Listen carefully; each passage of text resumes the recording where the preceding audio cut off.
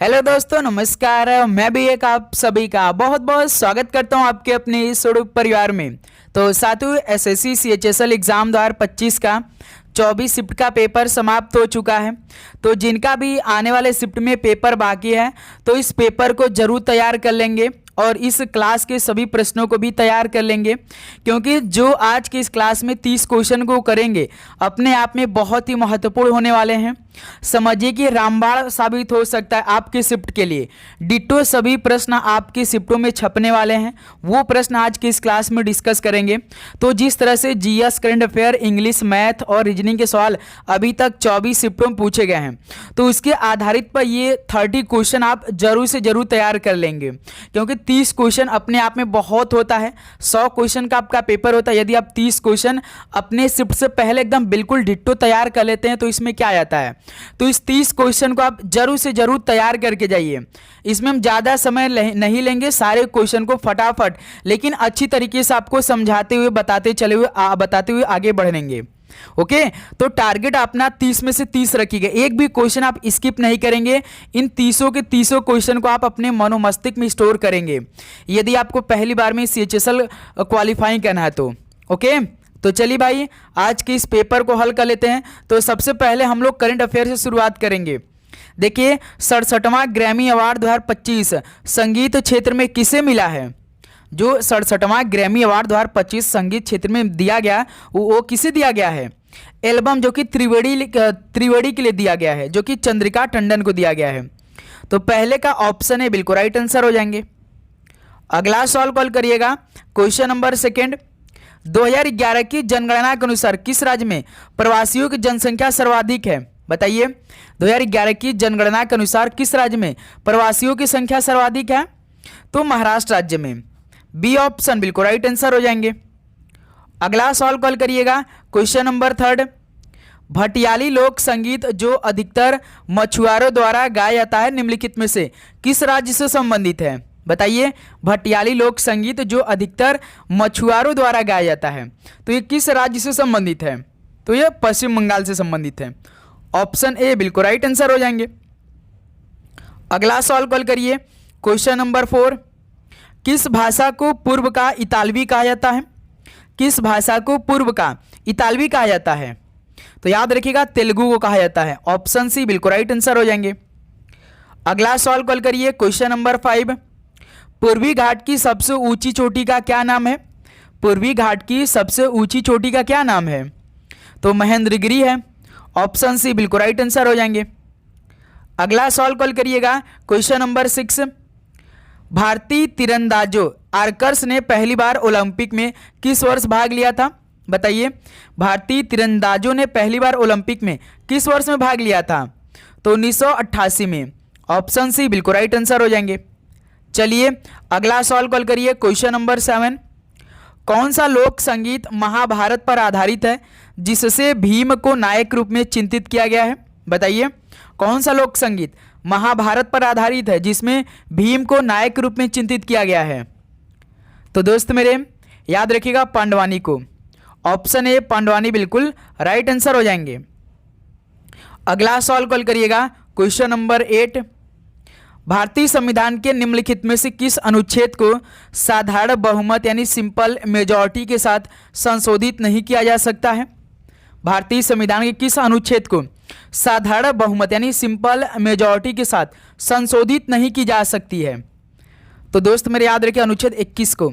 Option C बिल्कुल right answer हो जाएंगे। अगला सवाल कॉल करिएगा। क्वेश्चन नंबर 9, टेनिस को ओलंपिक खेलों में किस वर्ष शामिल किया गया था? टेनिस को ओलंपिक खेलों में किस वर्ष शामिल किया गया था? तो 1896 में। ऑप्शन सी बिल्कुल राइट आंसर हो जाएंगे। अगला सवाल कॉल करिए। क्वेश्चन नंबर 10, दीनदयाल अंत्योदय योजना भारत सरकार के किस मंत्रालय द्वारा शुरू की गई थी? दीनदयाल अंत्योदय योजना भारत सरकार के किस मंत्रालय द्वारा शुरू की गई थी? तो ग्रामीण विकास मंत्रालय द्वारा। बी ऑप्शन बिल्कुल राइट आंसर हो जाएंगे। अगला सवाल कॉल करिए। क्वेश्चन नंबर 11, निम्नलिखित में से किस प्रकार की फसलें मानसून के मौसम के अंत के बाद बोई जाती है? किस प्रकार की फसलें मानसून के मौसम के अंत के बोई जाती है? तो रबी की फसलें। ऑप्शन ए परफेक्ट आंसर हो जाएंगे। रबी की फसलें, अब तो शुरू हो चुका है मौसम, सर्दी का मौसम, रबी की फसलें बोलते हैं। ओके, चलिए नेक्स्ट अगला सवाल कॉल करिए। क्वेश्चन नंबर 12, आधुनिक सूक्ष्म वित्त यानी मॉडर्न माइक्रो फाइनेंस के जनक कौन है? आधुनिक सूक्ष्म वित्त यानी मॉडर्न माइक्रो फाइनेंस के जनक कौन है? तो मोहम्मद यूनुस है। डी ऑप्शन परफेक्ट आंसर हो जाएंगे। ओके, चलिए भाई अपना एग्जाम डेट हमें जरूर बताइएगा कि आपका किस डेट को एग्जाम होने वाला है, और आप चैनल को जरूर सब्सक्राइब करके नोटिफिकेशन को ऑन करिएगा, क्योंकि जब तक आपका पेपर समाप्त नहीं हो जाता तब तक ये क्लास चलने वाली है। ठीक है, तो इसलिए अपना नोटिफिकेशन को जरूर ऑन करिएगा। निम्नलिखित में से कौन विजयनगर साम्राज्य का अंतिम राजवंश था? विजयनगर साम्राज्य का अंतिम राजवंश कौन था? तो अरबीदु राजवंश था। ऑप्शन सी बिल्कुल राइट आंसर हो जाएंगे। अगला सवाल कॉल करिए। क्वेश्चन नंबर 14, सोमशिला बांध भारत में किस नदी पर बनाया गया है? सोमशिला बांध भारत में किस नदी पर बनाया गया है? तो पेरियार नदी बनाया गया है। ऑप्शन ए बिल्कुल राइट आंसर हो जाएंगे।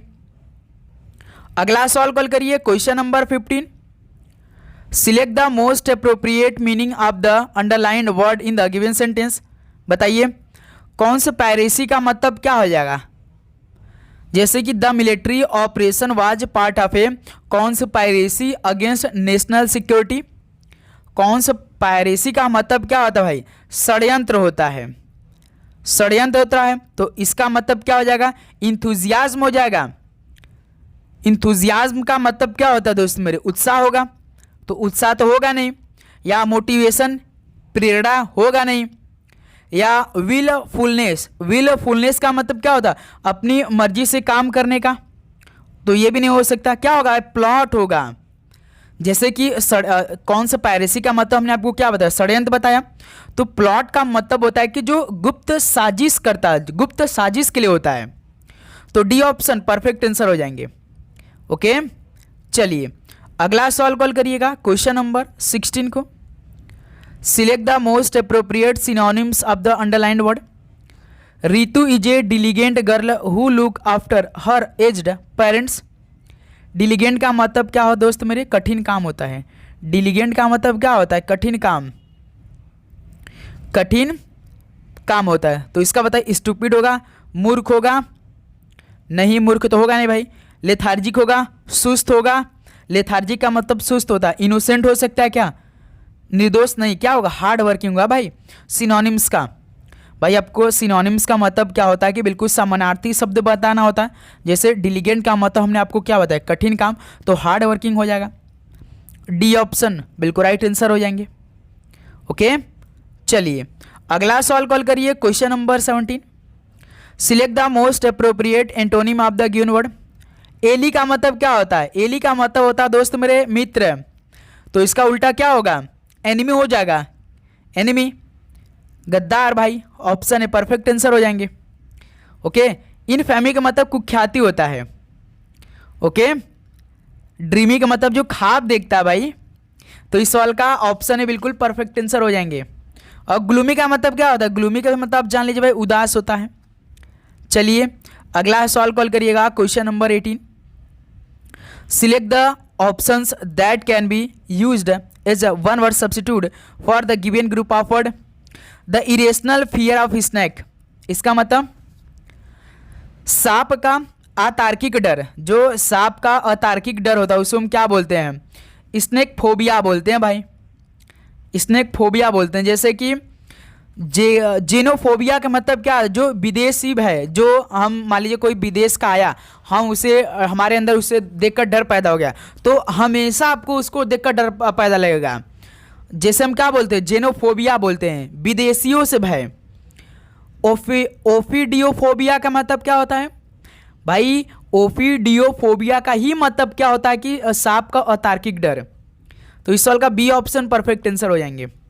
नेक्रोफोबिया का मतलब जानते हैं? जो मृतकों का भी होता है, भय होता है। मृतकों का जो भय होता है उसको क्या बोलते हैं? नेक्रोफोबिया बोलते हैं। नोमोफोबिया का मतलब क्या होता है? जैसे कि फोन न होने का भय। जो फोन न होने का भय होता है ना उसको क्या बोलते हैं? नोमोफोबिया बोलते हैं। तो इस सवाल का बी ऑप्शन परफेक्ट आंसर हो जाएंगे, सांप का अतार्किक डर। ठीक है, चलिए दोस्त अगला सवाल कॉल करिए। Question number 19, select the most appropriate meaning of the underlined word in the given sentence. I agreed with your assessment. बताइए दोस्त मेरे, अंडरलाइंड वर्ड का मीनिंग बताइए क्या होगा। एग्रीड का मतलब क्या हो जाएगा, जैसे कि I agreed with your assessment मतलब कि मैं आपके आकलन से क्या हो, सहमत हो, तो क्या हो जाएगा, तो सपोर्टेड हो जाएगा। ऑप्शन है परफेक्ट आंसर हो जाएंगे। एग्रीड का क्या हो जाएगा, सपोर्टेड होगा। रिजेक्ट तो होगा नहीं भाई, डाउट तो नहीं होगा भाई, संदेह नहीं होगा, या डिसएग्री या असहमति नहीं होगा, क्या होगा, सहमत होगा, सपोर्ट होगा। तो ऑप्शन है परफेक्ट आंसर हो जाएंगे। चलिए अगला सवाल कॉल करिएगा, क्वेश्चन नंबर 20। देखिए, identify the preposition that needs to be omitted to correct the sentence. They live near to the park. बताइए दोस्त, they live near the park होगा कि नियर टू द पार्क होगा, क्या होगा, यही टू द में कोई ना कोई नहीं होगा भाई, क्यों क्या होगा भाई, दे लिव नियर द पार्क होगा, टू नहीं होगा भाई, टू की जगह द होगा मेरे दोस्त, नियर द पार्क होगा केवल। ओके, तो क्या होगा इसमें, इसका राइट आंसर टू क्या है भाई, गलत है भाई, ऑप्शन है परफेक्ट आंसर हो जाएगा, टू की जगह द होगा। ठीक है, चलिए अगला सवाल कॉल करिएगा, question number 21। Select the incorrectly spelled word. तो बताइए कौन सा इनमें से इनकरेक्टली स्पेल्ड वर्ड है, बताइए फटाफट, ये सवाल आपके लिए। जैसे कि सैक्रिलेज जो अपवित्रीकरण होता है, क्या दोस्त मेरे, अपवित्रीकरण जिसे हम बोलते हैं, अपवित्रीकरण जिसे हम बोलते हैं, ठीक है। और कमेटी समिति स्पेलिंग चेक करते रहेगा, ठीक है।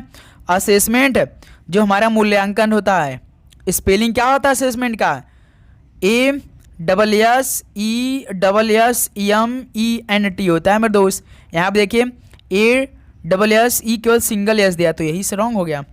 अतिशयोक्ति मतलब एक्सागरेशन, एक्सागरेशन का मतलब क्या होता है, अतिशयोक्ति होता है मेरे दोस्त, ध्यान रखिएगा। तो इस सवाल का ऑप्शन सी बिल्कुल राइट आंसर हो जाएंगे। ओके, चलिए अगला सवाल कॉल करिएगा दोस्त मेरे, question number 22। Select the most appropriate option to fill in the blanks. How long have you been these contact lenses. आप कब से इन कॉन्टैक्ट लेंस का उपयोग कर रहे हैं, आप कब से स्विमिंग कर रहे हैं, स्विम करें तैर रहे हैं, कब से पहन रहे हैं, बिल्कुल ये होगा, यानी आप कब से इन कॉन्टैक्ट लेंस का उपयोग कर रहे हैं, पहन रहे हैं। प्रीवेलिंग का मतलब क्या, आप कब से प्रचलित हैं, प्रीवेलिंग का मतलब क्या होता है, प्रचलित होता है, ये होगा नहीं। सीइंग मतलब देखना, ये होगा नहीं मेरे दोस्त। तो क्या हो जाएगा, वियरिंग, यानी आप कब से इन कॉन्टैक्ट लेंस को पहन रहे हैं, उपयोग करें, बी ऑप्शन राइट आंसर हो जाएंगे।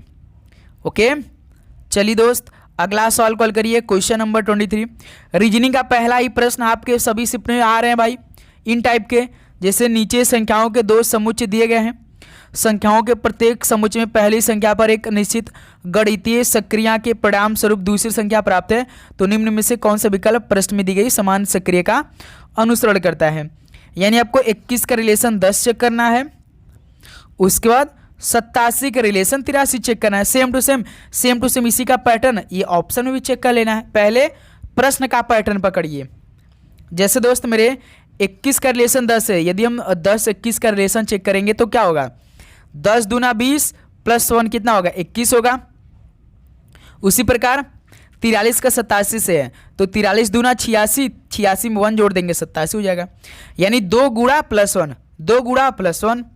ऑप्शन देखिए कौन सा है, 9 दूना 18 19 पहला ऑप्शन ही होगा, 13 दूना 26 27। देखिए 13 का 27 रिलेशन हो सकता है, क्योंकि 13 दूना 26 प्लस 1 27, तो इस सवाल का बी ऑप्शन राइट आंसर हो जाएंगे। बताइए दोस्त मेरे, किसी प्रकार का डाउट, बिल्कुल नहीं।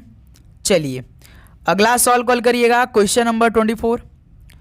सवाल क्या दिया है, निम्नलिखित समीकरण में प्रश्न चिन्ह के स्थान पर क्या आएगा यदि माइनस और भाग को आपस में बदल दिया जाए और प्लस और गुणा को आपस में बदल दिया जाए। यहाँ पे समीकरण दिया है, काफ़ी लंबा चौड़ा समीकरण दिया है, लेकिन कोई बात नहीं, इसे हल कर लेंगे।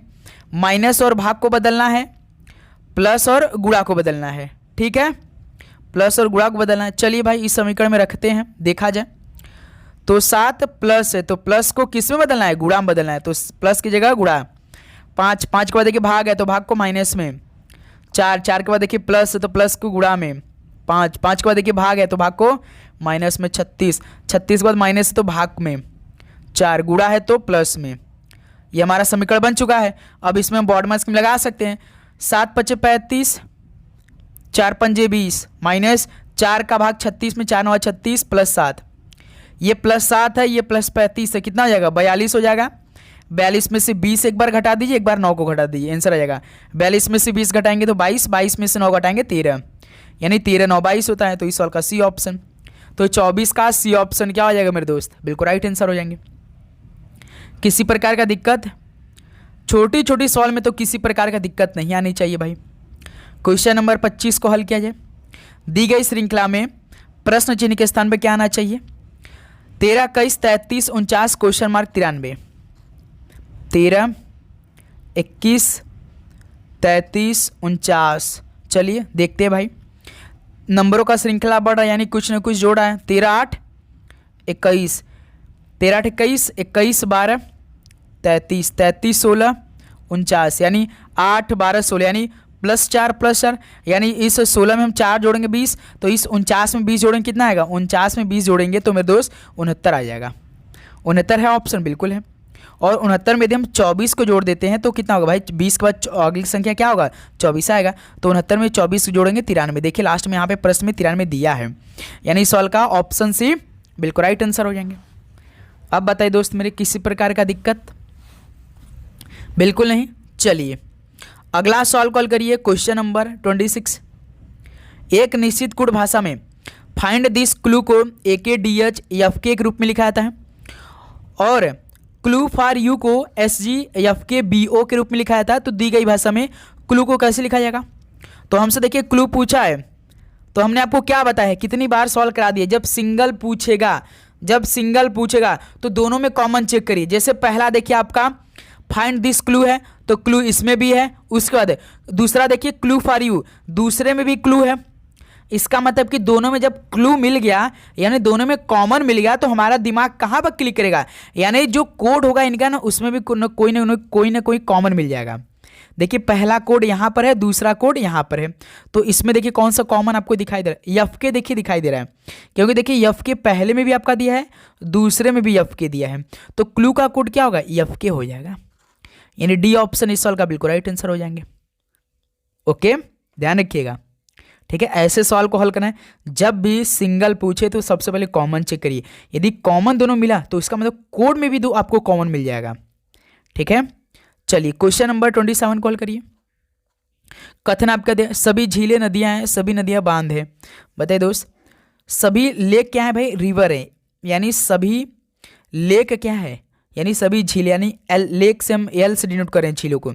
सभी लेक क्या है, रिवर, यानी सभी लेक क्या है भाई, रिवर, रिवर को आर से डिनोट करें। सभी नदियां बांध, यानी सभी रिवर क्या है भाई, सभी रिवर क्या है, डैम है, डैम को बांध से डी से डिनोट करें, ठीक है। अब देखिए निष्कर्ष क्या दिया हमारा, तो भाई कथन बन चुका है, कम से कम कुछ बांध क्या झीलें हैं, कम से कम कुछ बांध यानी कम से कम जो डैम में कुछ झीलें हैं, यानी दोस्त मेरे लेक हैं क्या, हैं, बिल्कुल हैं भाई, कम से कम कुछ तो है भाई, सभी एक तरह का है। क्या सभी नदियां झीलें हैं, क्या सभी नदियां लेक है, नहीं, कुछ तो भाई डैम भी हैं। यानी पहला आपका अनुसरण सही कर रहा है, लेकिन दूसरा जो आपका निष्कर्ष है वो मैच नहीं कर रहा है। पहला आपका निष्कर्ष ठीक लग रहा है लेकिन दूसरा नहीं ठीक कर रहा है, क्योंकि भाई सभी नदियां झीलें बोला, सभी नदियां क्या झीलें लेक है, नहीं भाई, कुछ डैमें भी हैं भाई ना। तो यानी पहला इस सवाल का देखिए केवल निष्कर्ष एक अनुसरण करता है, तो पहला आपका बिल्कुल राइट आंसर हो जाएंगे। ऐसे सवाल हल होने वाला है भाई, ध्यान रखिएगा आप लोग। नेक्स्ट अगला सवाल कॉल करिएगा। क्वेश्चन नंबर 28 देखिए, एक निश्चित कुट भाषा में 22 को 51 73 के रूप में कुटबद्ध किया जाता है और YOLK को 64 58 के रूप में कुटबद्ध किया जाता है। तो उसी भाषा में Y के लिए कुट क्या है, चलिए भाई, जैसे BUYS 22 है और YOLK योल्क है, तो 22 में 4 अक्षर है तो 4 अलग नंबर कोड भी दिया गया है, 51 73 और इसका 64 58। तो हमसे Y पूछा, तो सबसे पहले जब सिंगल पूछा तो हम कॉमन चेक करेंगे। देखिए Y में भी Y है और यॉल्क में भी वाई है। इसका मतलब जब दोनों में हमें कॉमन मिला तो इसका मतलब इन दोनों का कोड में भी कोई ना कोई नंबर कॉमन मिल जाएगा। तो देखिए 5 मिला, 5 आपका 22 में भी है और यॉल्क में भी 5 है। इसका मतलब वाई का कोड क्या हो जाएगा, 5 हो जाएगा, क्योंकि दोनों में कॉमन मिल गया है। तो डी ऑप्शन परफेक्ट आंसर हो जाएंगे। ओके, समझ में आया? ऐसे सवाल हल होने वाले हैं। चलिए दोस्त, अगला सॉल्व कॉल करिए। Question number 29। हर शिफ्ट में ये सॉल्व पूछ रहे हैं भाई।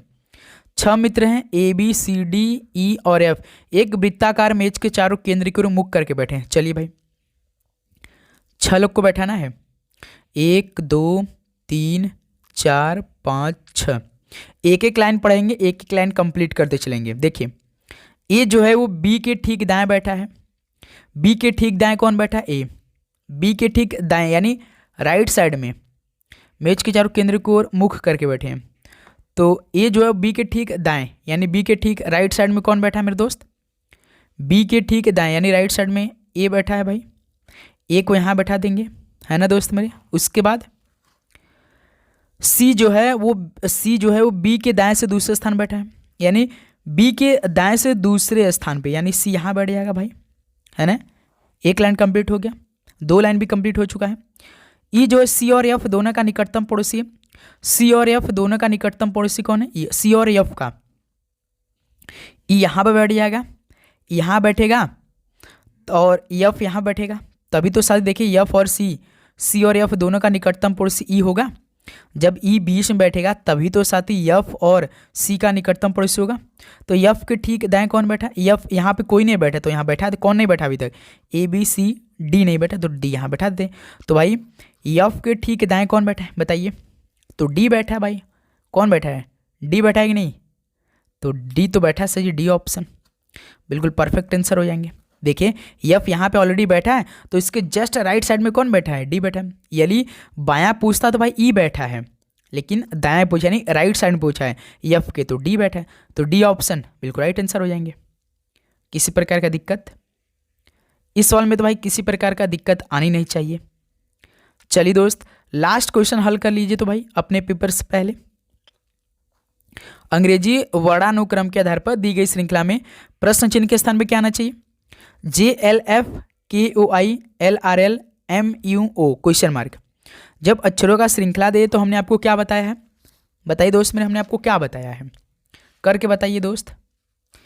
तो हमने आपको बताया कि सभी समूह का पहला अक्षर उठाइए। जैसे कि JLF का पहला अक्षर जे उठाइए, KOI का पहला अक्षर के उठाइए, LRL का पहला अक्षर एल उठाइए, MUO का पहला अक्षर एम उठाइए। इनका कोड कर दीजिए। J10 K11 L12 M13। तो सर जी 10 11 12 13 यानी 14 हो जाएगा। 14 पे एन, यानी हमारा आंसर जो मिलेगा एन से मिलेगा। या तो पहला ऑप्शन होगा या तो ऑप्शन सी हो जाएगा, क्योंकि हमारा जो अक्षर पहला मिला वो एन से मिला है।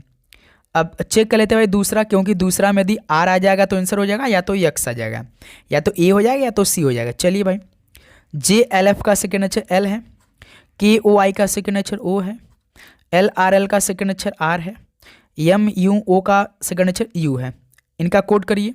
L12 O15 R18 U21। 3 का अधिक डिफरेंस हो रहा है। देखिए 12 से 15 प्लस 3, 15 से 18 प्लस 3, 18 से 21 प्लस 3। तो उसी प्रकार 21 में 3 जोड़ेंगे 24, 24 पे कौन सा आता है? एक्स आता है। NX हो जाएगा भाई, यानी सी ऑप्शन। तो इस क्वेश्चन मार्क की जगह NXR आ जाएगा हमारा राइट आंसर। तो सी ऑप्शन इस राइट आंसर हो जाएंगे। तो फाइनली साथ ये 30 क्वेश्चन कंप्लीट हो चुके हैं।